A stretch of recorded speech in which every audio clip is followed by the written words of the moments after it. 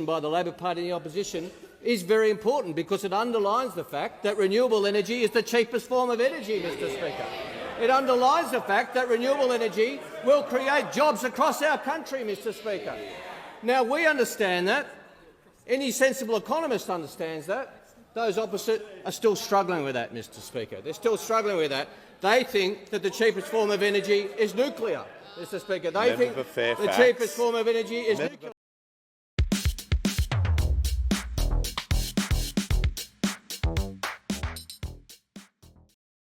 Renewable energy is the cheapest form of energy.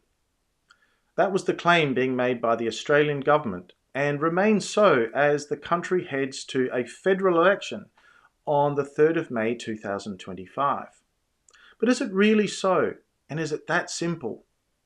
And what can we make of the opposition's proposal to build, if elected, 7 new nuclear electricity generation plants?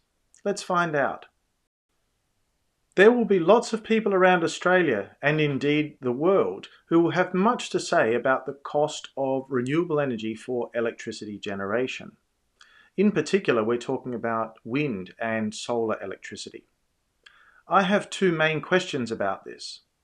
As we know, Australia has a market-based renewable energy target program.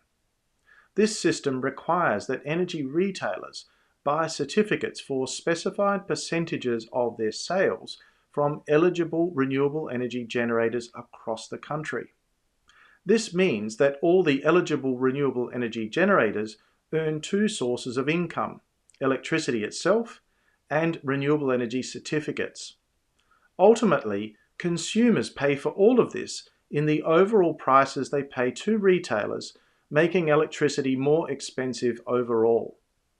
So the question here is, if renewable energy is now proven to be the cheapest form of energy, why are there no proposals to reform the Renewable Energy Certificate program?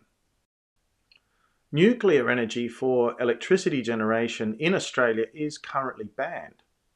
So before the opposition could fulfil its promise to build a suite of nuclear electricity generators, it would first need to change the laws that prohibit these kinds of projects. But perhaps the bigger issue here is that the opposition is proposing that it be the government, funded by taxpayers, who builds and operates the nuclear electricity generators.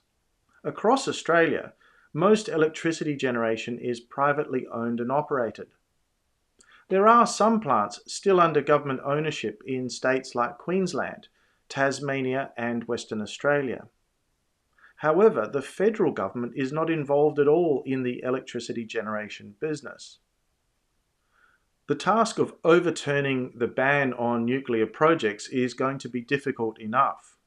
But for an organisation like the federal government that is not in the electricity generation business, how comfortable are we that this plan can be delivered on time and within budget?